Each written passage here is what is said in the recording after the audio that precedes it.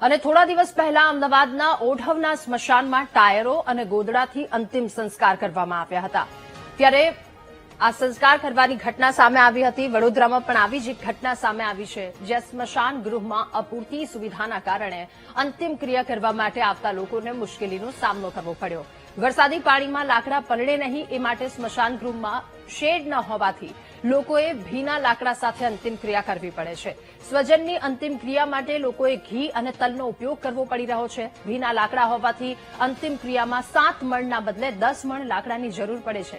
મહાનગરપાલિકા એક અંતિમ ક્રિયા માટે એજન્સીને 7,000 રૂપિયા ચૂકવે છે, પરંતુ સંસ્થા અંતિમ ક્રિયા માટે કોઈ વ્યવસ્થા ન કરતા લોકોને મુશ્કેલીનો સામનો કરવો પડે છે. આ મહાનગરપાલિકા કોન્ટ્રાક્ટ આપી હાથ ઊંચા કરી લેતા લોકોમાં રોષની લાગણી ફેલાઈ છે.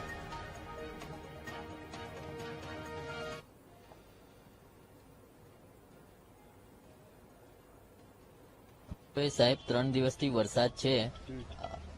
કોર્પોરેશન આ લોકોને પૈસા આપે છે એક બોડીના 7,000 રૂપિયાના, તો આ લોકોએ શેડની અંદર લાકડા મૂકવા જોઈએ, તેથી કરીને કંઈક સૂકા લાકડા મળે ને બોડી વહેલી સળગે. આ ક્યાં સુધી આવું બોડી સળગતી નથી ને ક્યાં સુધી આપણે આ ઊભું રહેવાનું? તલના ને ઘીના એ નાખીને બોડી સળગાવી પડે છે જબરજસ્તી. વ્યવસ્થા તો કરવી જોઈએ સાહેબ. અહીંયા શેડ બેડ મારીને લાકડા વ્યવસ્થિત સૂકા રહે એવી રીતે મૂકવા જોઈએ.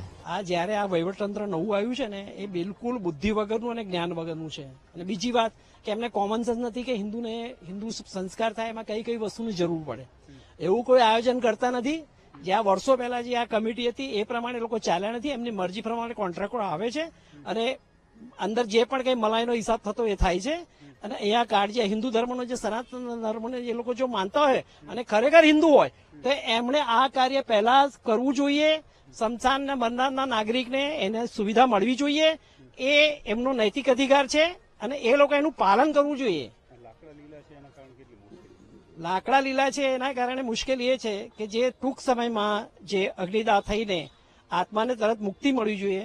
અહીં આવેલા માણસો જે છે એ દરેક સર્વિસ કરતા કોઈ જોબ કરતા પોતાના કંપનીમાંથી ટાઈમ ફાળવી નહીં આવે છે અને એ લોકોનો ટાઈમ વધારે બગડવાથી એમના આર્થિક અને પોતાને વ્યક્તિગત નુકસાન પણ થાય છે. વડોદરા શહેરમાં જે મોતનો મલાજો પણ જળવાતો નથી. આ ખાસ કરીને સાબિતી જોવા મળી રહી છે, કારણ કે જે વડોદરા શહેરમાં જે ખાસવાડી સ્મશાન છે, વડોદરા શહેરનું સૌથી મોટું સ્મશાન છે. આ સ્મશાનની અંદર તમે જોશો કે અવારનવાર વિવાદ થયો છે. અનેક લોકોની માંગ છે કે આ કોન્ટ્રાક્ટ સિસ્ટમ જે નાબૂદ કરવામાં આવે, કારણ કે હાલમાં તમે જોશો કે જે સ્વજનો પોતાની જે અંતિમ વિધિ માટે આવતા હોય છે તે જગ્યા ઉપર તમે જે લાકડા છે, આ લાકડા પણ પલળેલી હાલતમાં છે. અહીંયા આગળ અમે શેડ બનાવવા માટેની અવારનવાર રજૂઆત કરી છે, છતાં પણ તંત્ર દ્વારા કોઈ પણ જાતની કામગીરી કરવામાં નથી આવતી. હાલમાં જે કોન્ટ્રાક્ટર છે, એક ચિતા પાછળ એક બોડી પાછળ 7,000 રૂપિયા જેટલી માતબર રકમ લેવામાં આવે છે, છતાં પણ જે કહેવાય છે કે જે નાગરિકોને જે રાહત મળવી જોઈએ, નાગરિકોને સુવિધા મળવી જોઈએ, સુખાકારી આ કોઈ પણ જાતનું મળતી નથી. સૂકા લાકડાની વ્યવસ્થા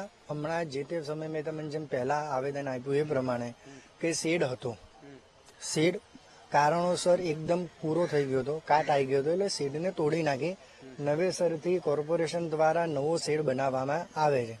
કારણ કે અત્યારે આપણા પાસે 9 ચિતાઓ ખાસવાડીમાં તૈયાર છે અને વરસાદના દરમિયાન એક ચિતા આપણે નથી આપી શકતા કારણ કે એના ઉપર શેડ નથી, એટલે બીજા 8 ચિતાઓ આપણે આપીએ છીએ.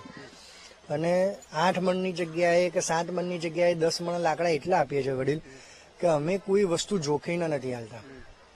જે વસ્તુ આપીએ છીએ ખુલ્લા દિલથી અને બોડીને જરૂરિયાત પ્રમાણે લાકડા આપે.